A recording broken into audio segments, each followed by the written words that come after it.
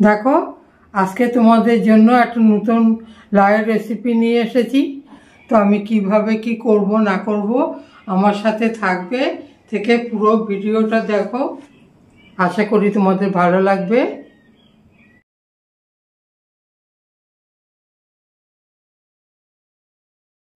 দেখো আমি লাউটাকে ধুয়ে নিয়েছি ভালো করে, এবার আমি এটাকে কেটে নেব।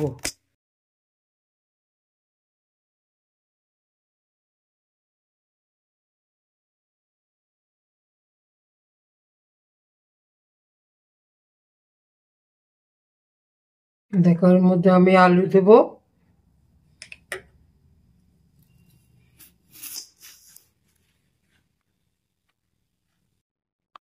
আলুটাকেও আমি পিস পিস করে কেটে নেবো। এ দেখো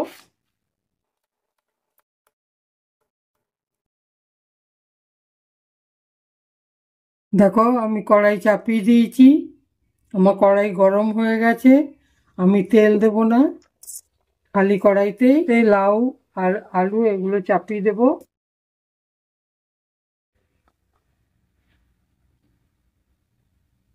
এর মধ্যে আমি নুন দেবো, দেখো আন্দাজ মতো নুন দিলাম,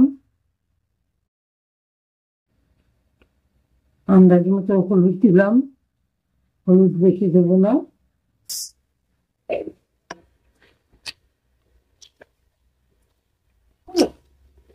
একটু নাড়িয়ে চাড়িয়ে দেবো। আমি এটাকে 1 ইঞ্চি মতো আদা নিয়েছি, এটা দেবো।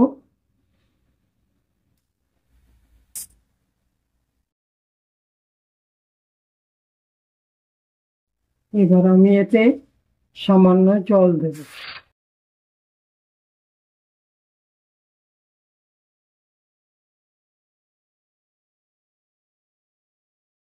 এর মধ্যে নুন হলুদ আদা দিয়েছি, দিয়ে জল দিয়েছি, দিয়ে এটাকে আমি ভালো করে নেড়ে চেড়ে এটা ঢাকা দিয়ে দেব।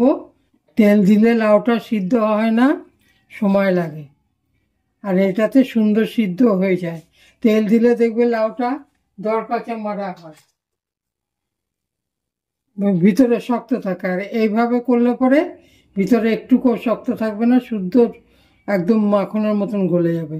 আমি ঢাকা দিয়ে দিলাম, এটা সিদ্ধ হোক। আমার সিদ্ধ হয়েছে নাকি দেখে নিই।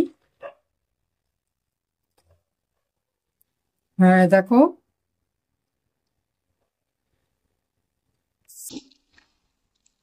সুন্দর সিদ্ধ হয়ে গেছে একদম।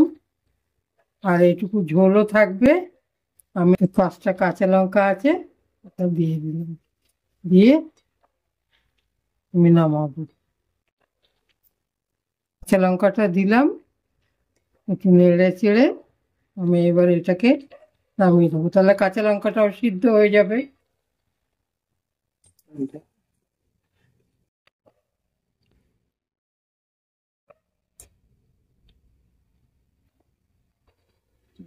কড়াইটা চাপিয়ে দিলাম, এবার তেল দিচ্ছি।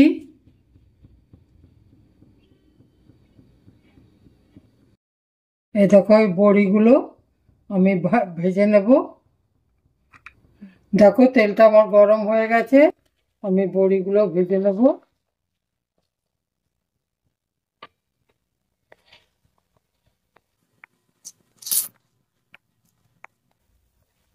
বড়িগুলো ভাজা হয়ে গেছে, আমি এবার তুলে নিচ্ছি।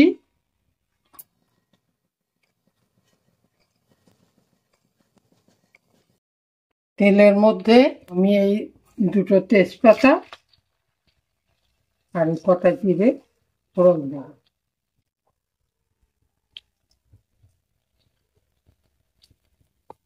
চেড়ে দিই।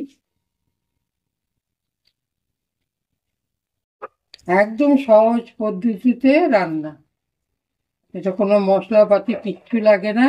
দেখো এটা ভাজা হয়ে গেছে আমার ফোড়নটা। আমি এর মধ্যে দেখো বড়িগুলো তোমরা ইচ্ছে করলে গুঁড়ো করেও দিতে পারো, আবার গোটা গোটাও দিতে পারো। আমি গোটা গোটাই দিচ্ছি।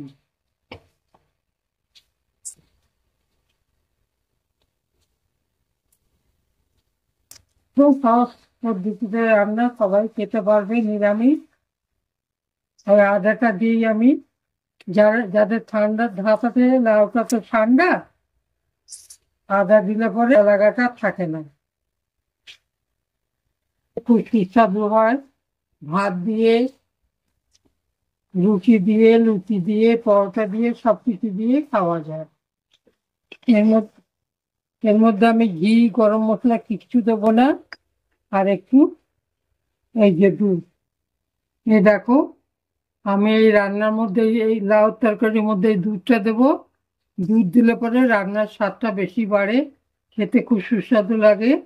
তোমরা ইচ্ছা করলে দিতেও পারো, নাও দিতে পারো, তবে দিলে আশা করি ভালো লাগবে।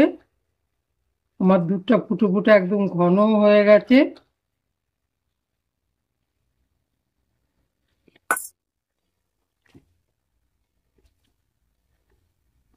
এর মধ্যে আমি গরম মশলা টরম মশলা কিছু দেইনি, মশলাও দেইনি, একদম প্লেন। দেখো আমার লাউ তরকারি কমপ্লিট। এবার ধনে পাতাগুলো দিয়ে দেবো। এখন ধনে পাতার সময় কচি কচি ধনে পাতা, দারুণ সেন্ট। এর মধ্যে আর কিচ্ছু দিতে লাগবে না, এ দিয়েই ভাত খাওয়া হয়ে যাবে।